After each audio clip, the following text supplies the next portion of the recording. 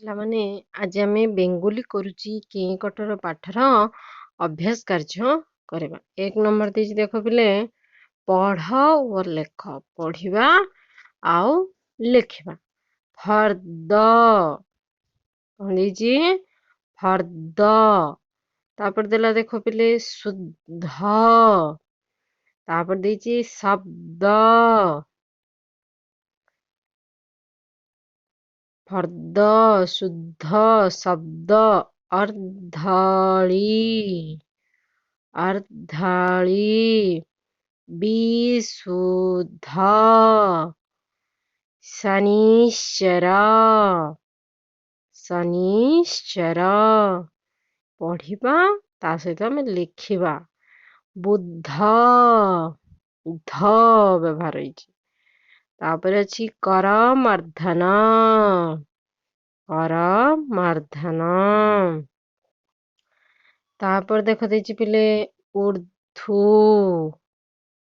ଉର୍ଦ୍ଧୁ। ତାପରେ ଆମେ ଯିବା ଶବ୍ଦ, ଲେଖିବା ସେଇପରି ନିଶ୍ଚୟ, ଉଦ୍ଭଟ, ଶନିଶ୍ଚର।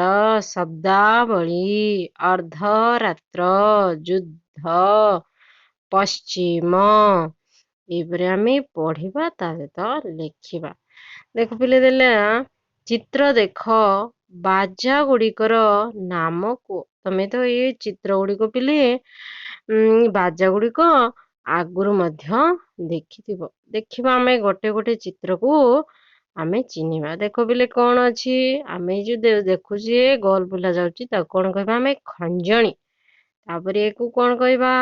ହାରମୋନିୟମ। କଣ କହିବା? ହାରମୋନିୟମ। ତାପରେ ୟାକୁ କଣ କହିବା? ବୀଣା। ତାପରେ ୟାକୁ କହିବା ଡୁବି ତବଲା, ଗିଟାର। ତାପରେ ଉପରେ ଯାହା ଅଛି ତାକୁ କଣ କହିବା ପିଲେ? ଆମେ ଢୋଲକି। କଣ ବୋଲି କହିବା? ଢୋଲକି କହିବା। ବିଭିନ୍ନ ବାଜା ଗୁଡ଼ିକର ନାମ ଜାଣିବା। ଦେଖ ପିଲେ ୟାକୁ କଣ କହିବା? ତୁରୀ। କଣ କହିବା? ତୁରୀ। ହାରମୋନିୟମ, ବଂଶୀ।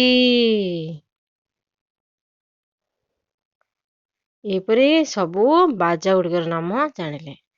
ଦେଖ ପିଲେ ଦେଲା ପାଠଟି ପଢ଼, ସେଥିରେ ଥିବା ଅବ୍ଧ, ଅବ୍ଧ, ଅଧ, ଅଶ୍ଚ, ଅଧ୍ବ ଅକ୍ଷର ଥିବା ଶବ୍ଦ ଗୁଡ଼ିକୁ ଫୁଲର ଉପଯୁକ୍ତ ପାଖୁଡ଼ାରେ ଲେଖ ବୋଲି ଦେଲା। ଦେଖ ଫୁଲଟି ଦେଇଛି, ସେ ଫୁଲ ଭିତରେ ଉପଯୁକ୍ତ ପାଖୁଡ଼ାରେ ଲେଖିବାକୁ କହିଛି। ବିଭିନ୍ନ ଅକ୍ଷର ଗୁଡ଼ିକ ଦେଇଛି। ଅକ୍ଷରକୁ ନେଇକି ଆମେ ଶବ୍ଦ ଗୁଡ଼ିକ ଲେଖିବା।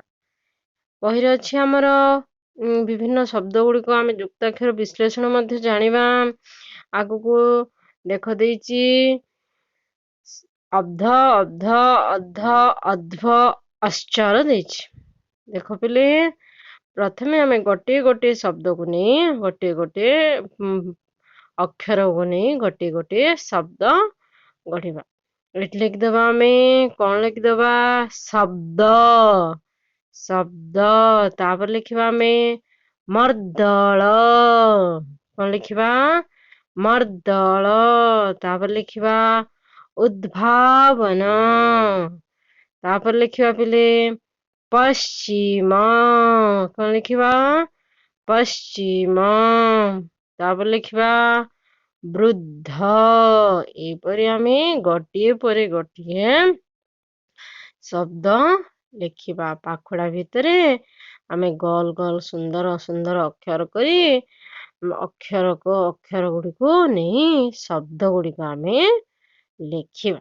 ତାପରେ ଦେଖ ଦେଲେ ପିଲେ ଅସଜଡ଼ା ଶବ୍ଦକୁ ସଜାଡ଼ି ଲେଖ। ଅସଜଡ଼ା ଶବ୍ଦ ଯୋଉ ଦେଇଛି ତାକୁ କଣ କରିବା? ଆମେ ସଜାଡ଼ିକି ଲେଖିବା। ଦେଖ ହବ ସରଧା ଦେଇଛି, ସରଧାର।